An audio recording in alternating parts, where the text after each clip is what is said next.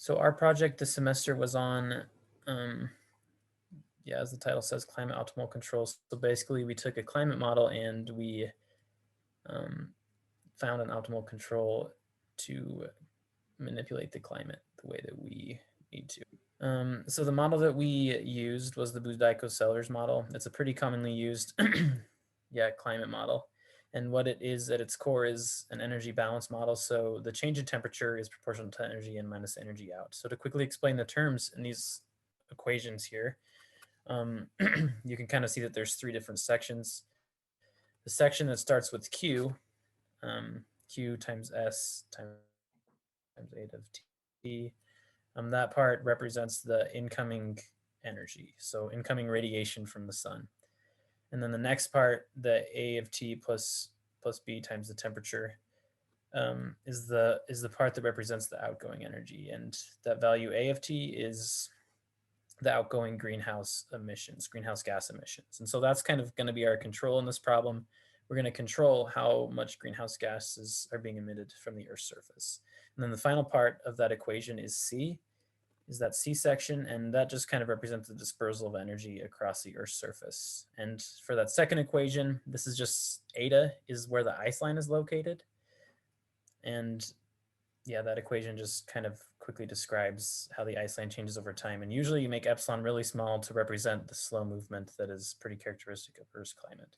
And this is the cost functional that we have.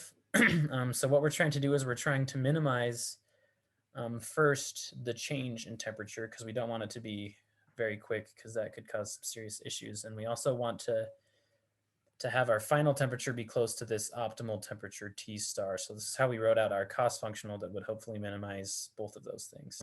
So we use Pontryagin's maximum principle to solve this problem. We had this optimal temperature profile here on the bottom right, and then the temperature starting profile. And both of these profiles were obtained from data that Berkeley Earth had.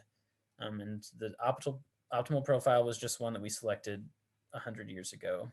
And we're hoping that with our model, we can get to the optimal profile from the starting profile. And as you can see, there's not a huge difference between the two profiles, but there is a subtle difference. And the difference is the starting profile is just generally higher in temperature than the optimal one. Okay, so now I'll go over some of our results for the control that we used. So when we ran our model, we did it for a few different time spans. The first one was for a 5-year. If we wanted to get to this optimal temperature in 5 years, we saw that the A value here, you can see it's just goes up kind of at this linear rate. And what this A value is, actually the higher the A value, the less CO2 emissions the Earth is kind of producing and humans are producing. And so as you can see in 5 years, we kind of start aggressively kind of at this higher number, and we slowly decrease the amount of CO2 that we are releasing into the atmosphere. This eta value on the right is the ice line. And so you can see that the ice line starts out at this level, this 0.9 level. And as it goes up, that's kind of indicating that the ice line is getting closer and closer to the poles. But you can see in the 5-year results that we don't get too close. We only move from this 0.9 level up to about the 0.905 level. And then we kind of level out after that. And so we have a video here of the 5-year optimal control. And so this is the optimal temperature profile we're trying to get to on the right, and on the left will be a video that shows how we get there. So as you can see, as we decrease the amount of CO2 emissions with that A value, we slowly get closer and closer to that optimal temperature profile. Again, we have here the 15-year results. It's similar, but there are some subtle differences. One is that we start at a lower A value. So that's kind of saying if we have more time to decrease emissions, then we don't have to start so aggressively and decrease that many right at the start. And so it slowly increases how much we have to decrease our emissions, right?